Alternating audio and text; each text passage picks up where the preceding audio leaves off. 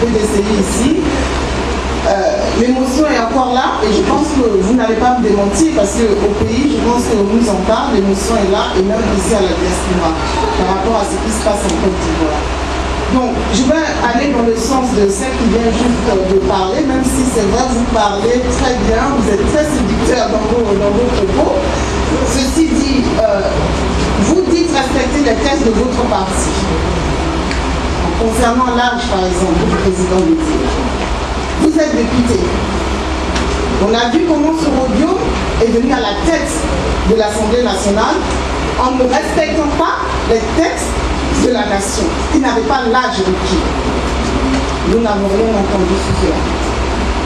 Deuxième chose, les textes de la nation, vous êtes député, même si vous avez été élu dans une circonscription, vous êtes un élu de la nation et toute la nation.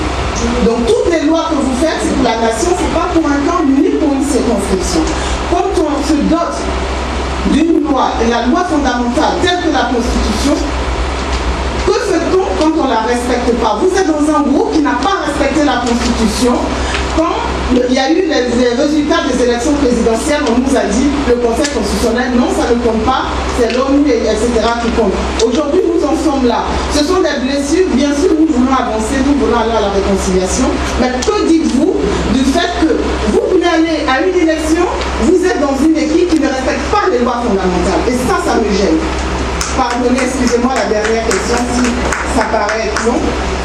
Si vous êtes, et je l'espère, parce que vous êtes, votre discours me plaît entre guillemets, si vous êtes élu demain à la tête du PDCI, quel sera votre geste, votre premier geste pour réconcilier la Côte d'Ivoire? Parce qu'aujourd'hui, nous voulons tous aller à la réconciliation. Et vous l'avez dit, notre père Laurent Gbagbo, quand même qui est le père aussi de la démocratie en Côte d'Ivoire, parce que Bata est à la haie, nous avons mal. Mais il est à la haie, on ne va pas pleurer, on va continuer notre combat. Que faites-vous? Et puis, une petite parenthèse, est-ce que votre congrès est aussi ouvert aux non-militants du PDCI? Peut-être qu'on pourra vous aider. Merci. Troisième question. Le nom, elle s'appelle Yolande Oku. Madame, mademoiselle Yolande Oku.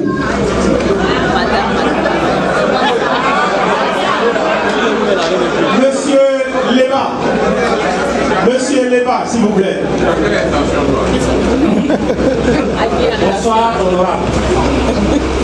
Madame Gueule, je vais vous dire quelque chose. Ça fait longtemps que je n'ai pas vu Madame Gueule.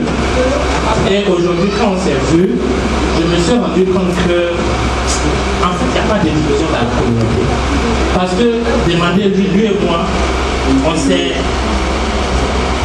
on avait un coup de gars. Lui et moi, un jour, on s'est presque battu. Et quand on s'est séparés, on s'est dit, peut-être qu'on n'allait jamais se reparler, non. Mais aujourd'hui, quand on s'est vu, quand on s'est jeté entre les bras, je me suis rendu compte que c'est une conduite là, qui est un peu superficielle. Et je remercie J.C. Grégory pour son intervention. Je remercie aussi Nasser Nicole. Honorable, moi, je m'adresse particulièrement à vous. Ma première question, vous répondez partout dans le monde. Vous donnez des discours. J'aimerais savoir si ce n'est pas parce que votre, peut-être que dans quelques temps, vous ne serez pas à la tête des jeunes PDCI. Parce qu'à partir de ce moment, vous n'aurez pas de prévu. C'est ma première question. Jean-Paul Leba. Ma deuxième question, aussi vous vous promenez, vous parlez de PDCI, vous parlez du PDCI. Mais quand vous sortez là, nous tous on est contents de votre discours, hein, mais nous on n'a pas de pouvoir de décision en Côte d'Ivoire là-bas. Et vous le savez bien. Donc moi je vous dis, au lieu de venir chercher à me convaincre, pourquoi vous n'allez pas chercher à convaincre les délégués qui peuvent changer les choses? Voilà mes deux questions. Merci, c'était la troisième personne. Non, la troisième personne. Oui, les deux personnes des commentaires. Nous avons Monsieur Goum Paris. Goun Paris. C'est Goun Paris. C'est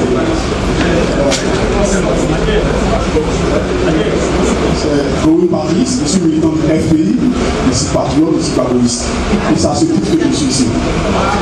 J'étais déjà au pays, je crois en 2000, quand Gabon a fait sa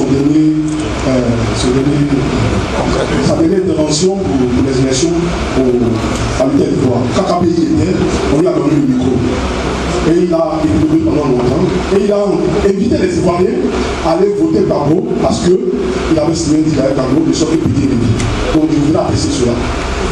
KKB a demandé aux Ivoiriens de voter Gbagbo pour que Pédié revienne au pays. Donc, le président Gbagbo, mon président. En 2000. Alors, je voudrais demander aujourd'hui, parce que Pédié était en exil, c'est un Ivoirien, et la constitution disait que Pédié ne pouvait pas rester en exil. KKB s'est battu pour cela.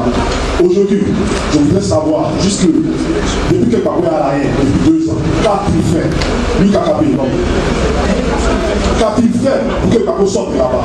Parce que ce même Gbagbo-là avait été à son écoute pour faire le Gbagbo, pour faire le Pédié et Ouattara. Alors, je demande aujourd'hui qu'est-ce que KKB a fait.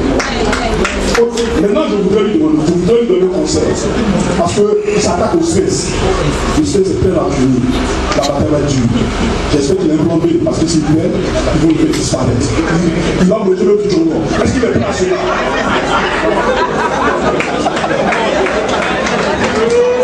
Monsieur KKB, vous allez manger du tongon. Vous êtes prêt à cela?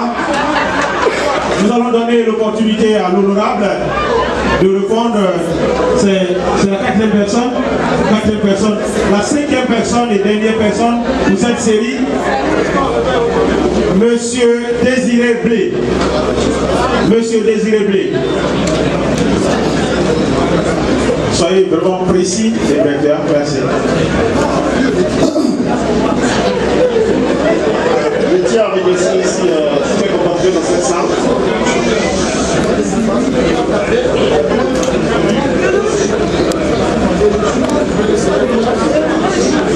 Faites moins de bruit.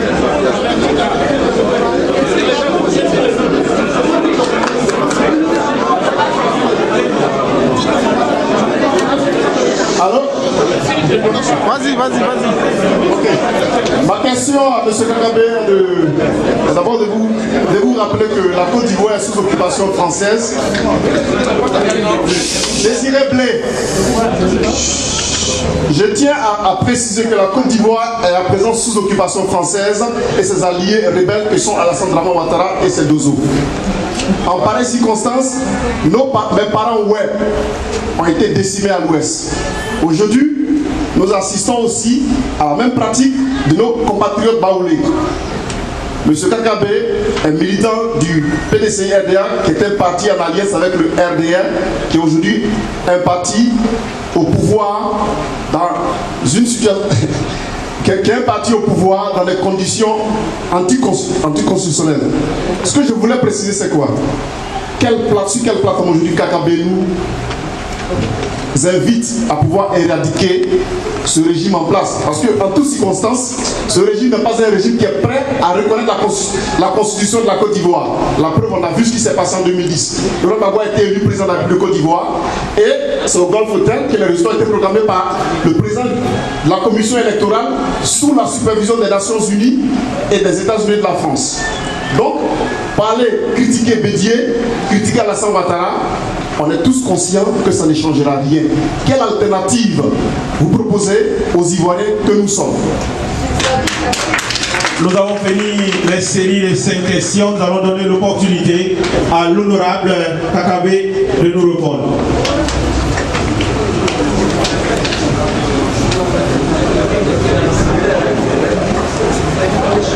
Merci. Je n'ai pas retenu le nom du frère.